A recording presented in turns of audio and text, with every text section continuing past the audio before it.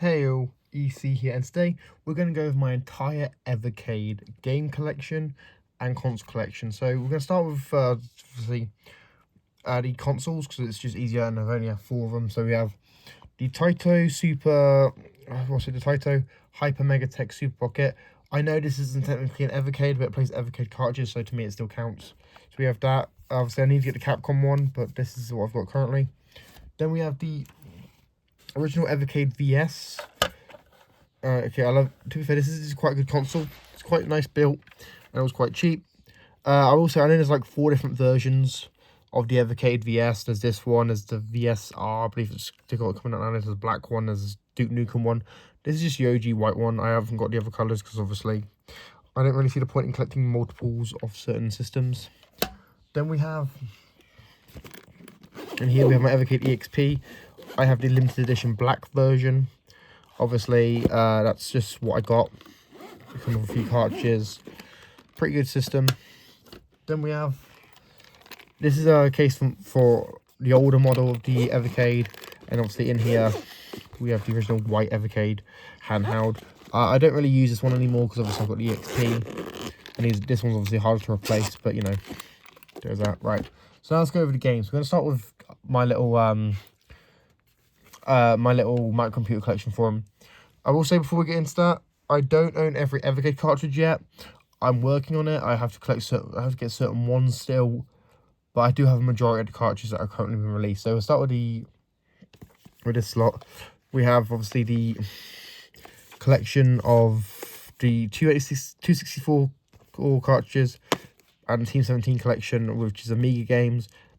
Obviously, of these 3, the Team 17 one is the main one you'd be attracted to, because I'll be honest, these microcomputers had like thousands of games, like each. Some of them had like tens of thousands of games, and no one ever really talks about them because obviously it's a lot more of a European thing, and a lot of YouTubers are American. So there's that. So then we've got the arcade lineup. So we got Pico Arcade 1, which is a bunch of I think it's like a bunch of Korean arcade games. I'm not entirely sure. Then we have Turboplane Arcade 2, which is obviously from a Japanese publisher. Then we have Turboplane Arcade 1, which is obviously same publisher. Then we have Ireme. Ireme was actually quite an interesting one with R-Type. This was sort of like one of the first wave of the new cartridges with the new box art, which is kind of cool. Then we have the Gallico Collection 2, which is obviously a Spanish arcade publisher, which is owned by Pico. Then we have Gallico, which is obviously a Japanese publisher. This one is probably the best arcade cartridge they've done so far, to be fair. Well, at least in my opinion. I know people argue against that, but this is my favourite one so far. Then we have a Atari Arcade 1. I will say I am quite annoyed that the Atari cartridges obviously were discontinued, because I would have thought Atari, now that they own a lot bigger library, they could have done a lot more deals with Evercade. But we don't know what will happen in the future. Then we'll have Gallico Arcade 1, which is obviously the same Smash arcade game as arcade publishers before. Then we have Data East Arcade 1, which is obviously the arcade versions of Data East games. Then finally we have the Technos Arcade 1, which this one's just been discontinued. So if you haven't already, got this cartridge, I recommend trying to go buy it before, you lose your chance. Now we have the home console cartridges and handheld cartridges, which, fair warning, I have quite a few. So we'll start with what's on top of the pile. So we have the Oliver Twins collection. This includes like the Dizzy games, which I think is pretty cool. I will say it's quite funny that this was actually partly made by Codemasters, and obviously Codemasters collection is now discontinued as well. So it's quite sad. Then we have Xeno Crisis Tanglewood. This was the first like indie cartridge they did, like the first like indie dual cart. Glad to have this because obviously Xeno Crisis is a fun game. Tanglewood's pretty good as well, but like the main draw for that is Xeno Crisis. Then we have the Technos Home Console Collection 1. Kind of disappointing it didn't do a follow-up, but obviously not much you can really do.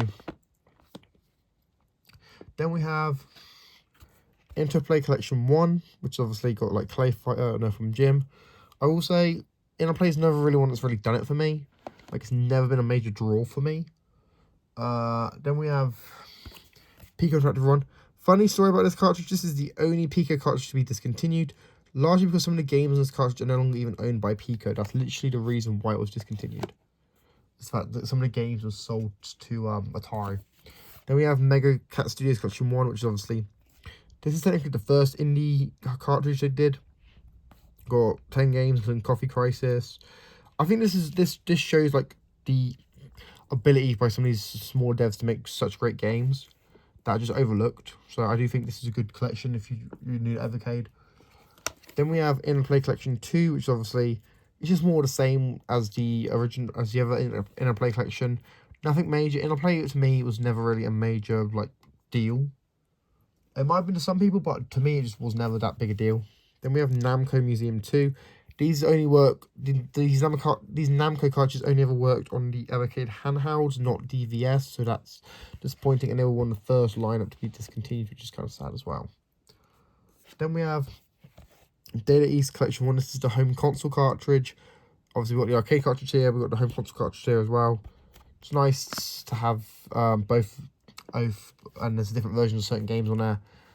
But if you have the Data East arcade one, you don't really need the Data East home console one. Then we have Namco Collection 1, which obviously has Pac-Man. I mean, it's just more Namco stuff, and obviously this one's also no longer available to buy. Then we're going to throw these two together. We have the 2 Atari cartridges for home console. These obviously had 20 games each across quite a few different consoles. I will say, even though like I have a stake in Atari now and I'm a huge Atari fan, I will say I prefer a lot of the newer stuff that they bought. Like I prefer a lot more of the stuff they bought than the stuff they made themselves. But also I do kind of wish we could have got like Bentley Bears Crystal Quest something on a Evercade cartridge. That'd be kind of sick. Then we have Renovation Collection 1. This obscure Japanese publisher.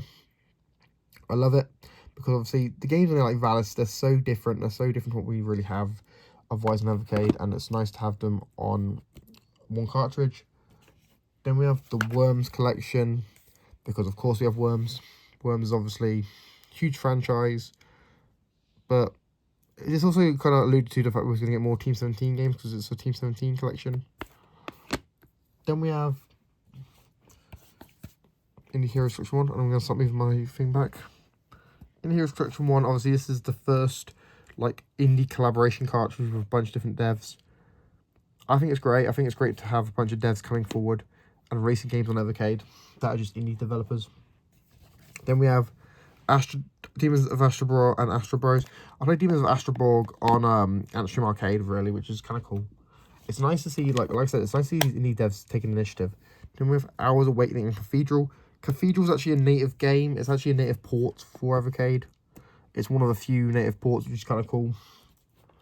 Then we have the Bitmap Brothers collection, which from Rebellion, which is obviously, they're quite local to me. I do like Rebellion. They make quite a good lineup of games. Plus, they also own stuff like, they also actually own, there's a Atari game that they own now. It's Battlezone. Battlezone is a Rebellion franchise now. So we could see a Battlezone collection in the future. Then we have Intellivision Collection 1 and Intellivision Collection 2. These don't do anything for me. I don't really like Intellivision. I'm not really a fan of the console or the Amico, because obviously that's just a big scam. People fall for the scam. Then we have Mega Cat Studios Collection 2. Obviously more great games from Mega Cat Studios, who are obviously quite a good dev. Then we have Codemasters Collection. This is now discontinued. Obviously Codemasters is great. They have quite a lot of games that they released on like NES, Super Nintendo. It's quite annoying that like Micro Machines wasn't released, but obviously that's obviously got brand issues because they don't actually own the IP. Then we have Morphcat Games. This is one of the smaller cartridges when it comes to number of games, but it's nice that obviously they've released like a demo on it. I think that's pretty cool. Then we have Good Boy Galaxy and Witch and Wiz. Obviously Good Boy Galaxy is a game I backed on Kickstarter. I'm glad to see it come to Evercade. Then we have Sunsoft Collection 1, which obviously is the first 6 games from Sunsoft on Evercade, and obviously there's Sunsoft Collection 2, which I do not actually own yet. Then we have Sydney Hunter Collection, which obviously great collection of games. Then we have Pico Collection 3, because obviously there's quite a few Pico collections, to be fair. Well, Pico has like, I'm pretty sure Pico has like 6 collections on Evercade now. It's kind of crazy. Then we have Gremlin Collection, which obviously has Zool and a few games. I don't really like Gremlin, to be honest. Gremlin is kind of a weird collection because there's not really much really worth playing on there. Then we have Pico Collection 2. This one, if you don't like sports games, is kind of a dead collection. Then we have the last ones, which obviously we have Jellicoe Collection 1, the home console cart. This one I feel kind of iffy on, because every Evercade cart has a game I want to play, and then like every other cart has, then they have like so much stuff I don't really care about. Then we have Indie Heroes 2, which is obviously a follow-up to Indie Heroes 1. They actually released all those games as game of the month, which is kind of cool. Then we have the last 2 cartridges I have, which are the 2 Atari Lynx cartridges, because obviously it's the Atari Lynx, and who doesn't love the Atari Lynx? But yeah, guys, that's my entire Evercade collection.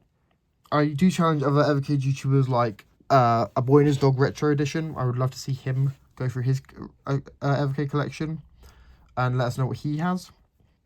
But we will hopefully see that. I also think it'd be kind of cool to see, like, I don't know, Evercade Effect or PKN Universe to like make a video going over their entire collection, all the consoles they own for Evercade, and I think that'd be just kind of cool to see. Anyway, guys, let me know what you think in the comments down below. If you're new, make sure you subscribe, like, share, comment, turn notifications. I've been EC, and I'm signing out. Peace.